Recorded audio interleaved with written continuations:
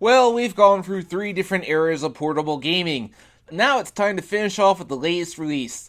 The Nintendo DS had a long lifespan, even going through a DSi, but it would get its true successor in 2011 with the release of the Nintendo 3DS, a system that allows you to use 3D graphics without the need of glasses. It had a bit of a rough start sales-wise, but definitely found its place in the gaming world. That improvement came about with the launch of titles such as The Legend of Zelda Ocarina of Time 3D and Super Mario 3D Land. The development team wanted to create a game that was a mix of Super Mario 64 and Super Mario Galaxy, while also taking some things from the 2D New Super Mario Bros. Series, effectively creating a 3D Mario that plays like a 2D Mario.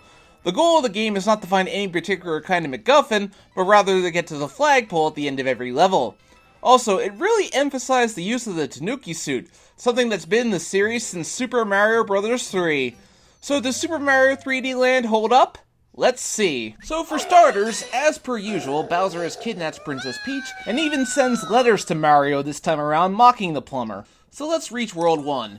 Well, the levels are definitely more linear, and Mario has to use a run button, but I actually don't mind it here. Mario controls very well. He can do all the jumps he could in the 3D games, except the double and triple jump, which are oddly absent. He can still do the backflip jump, although it's not as high and it has a weird delay. But jumping is accurate, and though you're playing a 2D level in a 3D environment, the game's power-ups are designed around giving you an advantage. The only issue I have is that Mario can no longer grab onto ledges and pull himself up. The price of trying to replicate a 2D feel, I suppose. Although falling from high ledges no longer damages you like it would in Super Mario 64, so that's a trade-off. First up is the Tanuki suit. The raccoon tail is very, very handy in timing jumps around the platforms. In fact, they really want you to get accustomed to it. You can't fly like you could in the 2D games, but it provides a nice slow descent. It's something the enemies have too. The games hold motif as Tanuki suits. Bullet Bills have them, Goombas have them, and even Boos have them. It's really quite funny. Of course, other power-ups are available, such as the Fire Flower, the Boomerang Flower, which makes Mario into a Boomerang Brother, which is needed for some faraway enemies. I do like that power-ups are again extensions of Mario's abilities, rather than a tool to be used at certain times. You can carry up to 2 at a time, and by pressing the touchscreen, you can just switch between them whenever you want to. Very handy. So World 1 is very simple. Just go for the levels and eventually you get to Bowser's Castle, and you fight the Koopa King again as per usual. You hit the trap, and he goes falling into the lava. Why does Bowser keep throwing in incredibly obvious traps? This is why you lose, Bowser.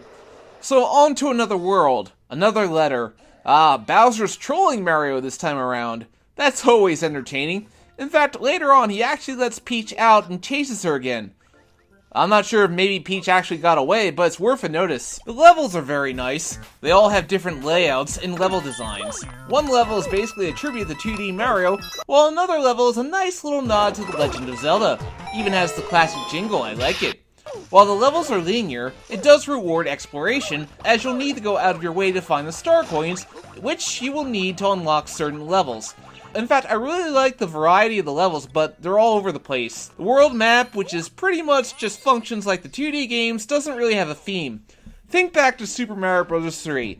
Each world had a unique theme. A world that was giant, a world that was all ice. Here, they just threw in whatever they wanted. So that's a nitpick, but it's something worth noting. One other thing I'd like to point out is that they repeat the boss battles.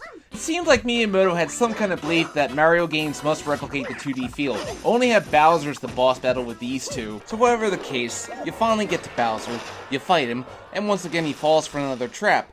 But as Mario heads to rescue Peach, it's just a cardboard cutout, and Bowser steals Peach away, forcing him to go through a few more levels. Finally, it leads to the epic confrontation. Bowser chases Mario through the level, even throwing in a nod to Donkey Kong. But after a long chase, Mario finally lays Bowser to rest and rescues the princess. Happy ending. Surely there's nothing we're forgetting, right?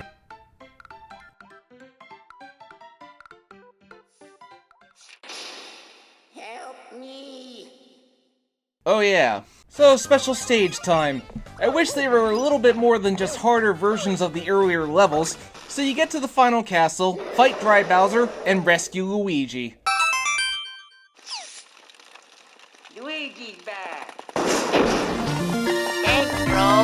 Aw, brotherly love. So now you can play as Luigi, and he plays exactly as he did in previous Mario 3D games. Higher jump, but slightly worse traction. He makes some of the special stages a total breeze, though his Tanuki suit, rather than a raccoon, is a Katsuin, or a fox. Huh. Go figure. So as you go through, you have to make sure you get all the star coins to unlock the final special world map for one final level. But then Bowser sends one more note to tell you that he's captured Peach again. Well, that's just inconvenient, isn't it? So back to Bowser's castle for the final confrontation, this time with Luigi. Talk about padding out the game. So this time you fight Bowser again. It's pretty much the exact same battle. I figured they tried to change it up a little bit, but whatever the case, Peach is saved once again. Surely that's the end of the game, right? Nope. You must beat all the levels with Mario and Luigi, get gold flagpoles at the end of every level. Okay, so I do all that, and one final level unlocks. World Special 8 Crown. I got almost 200 lives. They really give away free lives like they're candy. What's up with that? Oh. Damn. Damn! Damn! Okay, that's why. They really go all out. I've lost over 20 lives at this part. But after you prove your medal, show that your platforming skills are the absolute best, you get a thank you message. Jeez.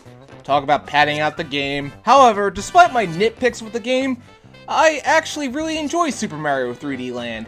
It's a lot of very fun, precise platforming, nice throwbacks to 2D Mario, but still plays on a 3D plane.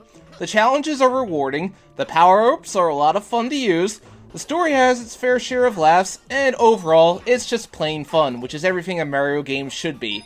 I look forward to Mario's next portable and console game since it's one and the same next time with Super Mario Odyssey. Well, next time will be a newer game. We'll be looking at Splatoon 2. Thanks for watching, I'm signing off, have yourselves a fantastic day, and take care. If you liked the video, please hit that subscribe button.